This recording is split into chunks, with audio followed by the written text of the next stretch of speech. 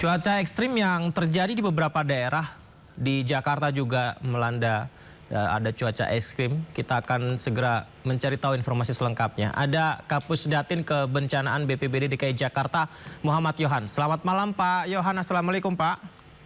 Waalaikumsalam, selamat sore Mas Yudi. Terima kasih banyak Pak Yohan sudah berbagi bersama kami di Sindo Prime. Pak, jadi laporan di Jakarta ini yang informasinya pohon tumbang di titik mana saja Pak? Kami dengar ada beberapa wilayah dan ada korban juga Pak. Betul ya, mungkin yang tadi sudah dibahas ya di Dharma Wangsa ini naasnya ada korban meninggal dunia. Jadi posisinya tertimpa pohon ya sekitar mendekati pukul 15 ya. Namun demikian kita sudah tangani semaksimal mungkin, petugas sudah dikerahkan semua, baik dari petugas BPBD, dari Distamput, kemudian juga dari Disbul Karmat. Ini kita langsung mengevakuasi korban ya, ada 2 korban, 1 itu meninggal dunia ketika tiba di rumah sakit RSPP ya, itu yang terdekat RSPP, kita bawa ke RSPP. Kemudian 1 lagi ada yang memang luka-luka, langsung ditangani, kita obati di lokasi ya, lokasi kejadian. Jadi kira-kira seperti itu. Kemudian di samping pohon tumbang juga memang sore ini agak crowded ya, cukup parah dampaknya. Selain pohon tumbang, ada juga titik-titik genangan ya di 27 RT ini. Pada pukul 18 update terakhir ada 27 RT yang tergenang. Mungkin masih di wilayah Jakarta Selatan juga ya. Di wilayah Jakarta Selatan itu di wilayah Cipete Utara, kemudian di wilayah Kemang. Kami di BPBD ini menerima laporan dari warga melalui nomor layanan darurat 112. Ada warga yang minta dievakuasi akibat adanya genangan ya, di Cipete Utara dan di wilayah Kemang. Ini kami mengerahkan perahu-perahu karet untuk menjemput mereka, termasuk juga karena kita berkolaborasi ya, jadi jumlah perahu karet sudah dikerahkan semua, baik milik dari BPBD yang ada di wilayah selatan, kemudian milik Satpol dan milik Disbul Karmat juga sudah dikerahkan. Nah, bahkan untuk perahu karet ini sudah dikerahkan pula dari Brimob ya untuk turut membantu gitu. Jadi sistem kerjanya adalah dengan perahu karet yang sudah disebar tersebut dan kita mendapat laporan dari warga melalui layanan 112, ini kita optimalkan perahu karet mana yang terdekat dengan permintaan evakuasi dari warga ya, seperti contohnya yang di Kemang itu karena perahu karet dari BPBD lokasinya agak jauh, yang terdekat dari Brimob ini nanti akan diarahkan ke sana dari Brimob ya untuk mengevakuasi warga. Begitu pula dengan di Cipete Utara, ini kita masih cari perahu-perahu yang karet yang terdekat di lokasi ini untuk membantu mengevakuasi warga ya. Jadi kejadian hari ini bukan hanya pohon tumbang saja, ini juga ada terlihatnya di Jeruk Purut ini ada tembok roboh ya. Juga ya tadi saya sudah sampaikan ada beberapa titik genangan. Nih petugas kami sedang berjibaku di lapangan bersama-sama dengan kawan-kawan dari Dinas Sumber Daya Air. Karena di posisi seperti ini tentunya kita juga mengerahkan pompa-pompa yang dimiliki Dinas Sumber Daya Air ya. Pompa-pompa mobile ini kita kerahkan ke spot-spot yang memang dibutuhkan untuk mempercepat mengurangi genangan.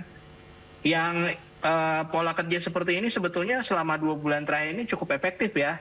Baru minggu-minggu ini ada yang namanya genangan yang cukup signifikan nih. Dimulai dari hari Minggu kemarin, hari Selasa dan hari ini. Ini karena curah hujan cukup tinggi, bukan hanya di wilayah Jakarta ya, tapi memang terpantau dari data dari BMKG di sekitar Jakarta, di Depok, di Tangerang juga terpantau hujan deras ya, sehingga tentunya kapasitas air di Sungai Ciliwung dan kali-kali yang ada di Jakarta itu meluap ya.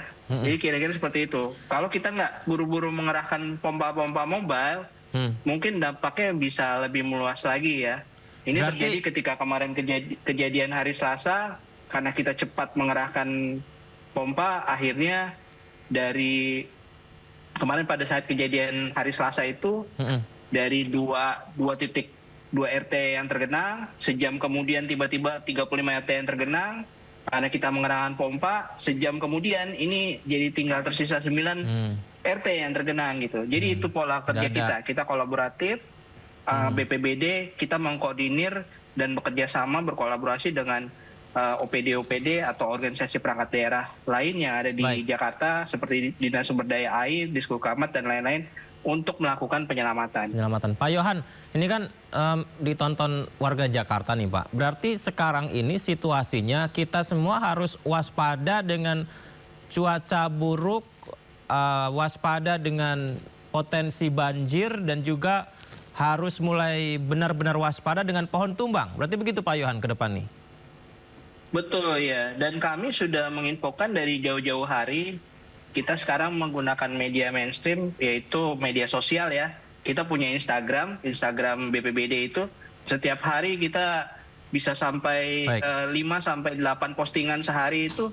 Salah satu yang kita posting adalah langkah-langkah mitigasi untuk menghadapi sesuai dengan perkembangan dari BMKG ya. Seperti misalnya minggu lalu kita sempat posting itu tentang cuaca panas ya, musim hujan tapi cuacanya panas. Tapi kita kasih edukasi kepada warga melalui postingan di Instagram ini langkah-langkahnya apa nih untuk mitigasi, termasuk juga untuk menghadapi hujan deras. Ini kita juga sudah banyak postingan-postingannya. Bahkan kita bikin postingan-postingan yang sifatnya lebih santai ya, seperti reels gitu, supaya bisa diterima juga oleh berbagai generasi gitu. Pak Yohan, kalau di Jakarta ini Pak, terdata tidak Pak? Karena kadang-kala kita juga harus siap-siap titik mana saja yang tadi disebutkan Jakarta Selatan, Kemang, ini yang rawan banjir begitu Pak. Ada nggak datanya terus disampaikan, termasuk juga pohon tumbang itu titik mana saja Pak yang rawan Pak? Maksudnya apa nih yang rawan? Yang rawan tumbang, sepanjang tahun tumbang, atau bagaimana? Ini kan pepohonan kan juga banyak warga yang parkir di sana. Apakah pohon-pohon di sekitaran lalu lintas di Jakarta ini semuanya dalam kondisi aman atau ada beberapa titik yang disarankan untuk tidak parkir di situ, begitu Pak Yohan? Baik ya, jadi kita bekerja sama dengan Distamhut ya. Distamhut itu beberapa hari yang lalu setelah kejadian pohon tumbang di hari Minggu itu mengevaluasi dan langsung melakukan survei keliling Jakarta nih. Mereka juga sudah mulai mencatat mana-mana saja pohon yang harus ditoping, dipangkas atau bahkan harus ditumbangkan ya. Jadi sudah di asesmen lagi. Bukan karena terjadinya kejadian ya, tapi memang kerjanya sepanjang tahun itu seperti itu. Kita lakukan asesmen. Namun demikian di Jakarta itu salah satu penyebab bencana nomor 2 itu adalah memang pohon tumbang ya. Tapi memang belakangan ini karena bukan hanya hujan saja tapi disertai dengan angin kencang. Angin kencang ya Pak. Ini mengakibatkan pohon-pohon besar yang tua ini memang cukup beresiko nih untuk tumbang gitu. Jadi kita sudah lakukan, kita sudah dapat informasi dari Distamhut, mereka sudah melakukan assessment. Dan ini juga bisa dilihat di Instagramnya Distamhut ya. Distamhut apa yang sudah mereka lakukan gitu. Edukasi juga sudah dilakukan oleh kawan-kawan di Distamhut ini untuk kita bisa aware terhadap bencana pohon tumbang ya. Jadi kira-kira seperti itu ya, sudah banyak langkah yang dilakukan.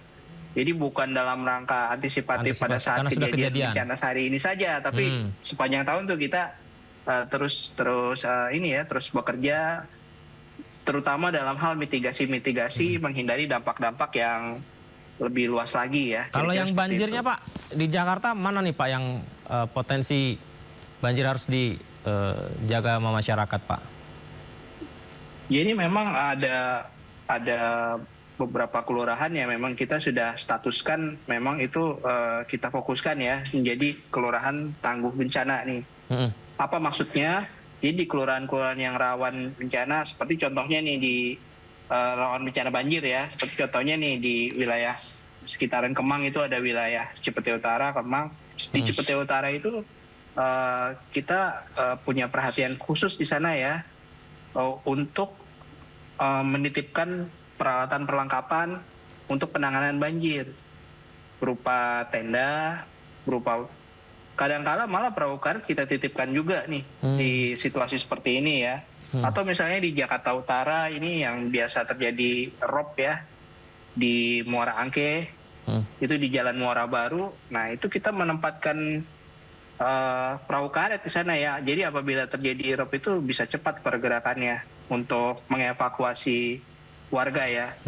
Terlebih lagi sebetulnya di Jakarta ini kita punya banyak sekali CCTV ya, yang CCTV ini bisa kami monitor di BPBD. Itu ada ribuan CCTV, termasuk CCTV dari Disamput, CCTV dari DSDA gitu. Itu tujuannya apa ya? Ini untuk percepatan pelayanan dan kita bisa cepat monitor. Terlebih lagi sekarang kan cepat sekali ya namanya hoax ya, yang itu lagi-lagi diuploadin di media sosial. Media sosial ya. Hoax itu dengan cepat kita atasi ya, paling cepat langkah pertamanya kita dengan mencek monitor CCTV yang ada ya, yang terhubung gitu. Jadi misalnya dibilang wah ini katolam Pak terlalu tinggi ini apa segala macam, nanti kita bisa langsung cek gitu.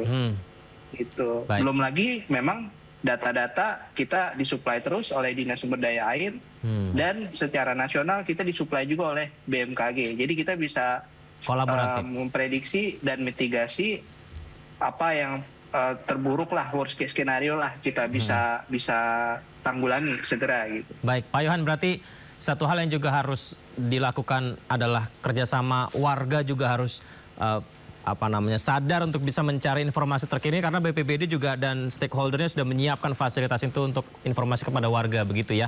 Pak Yohan, terima kasih banyak ya Pak sudah berbagi bersama kami. Terima kasih banyak sudah teman-teman bertugas dengan situasi cuaca buruk yang seperti sekarang Pak. Selamat bertugas kembali Pak Yohan. Assalamualaikum. Selamat malam.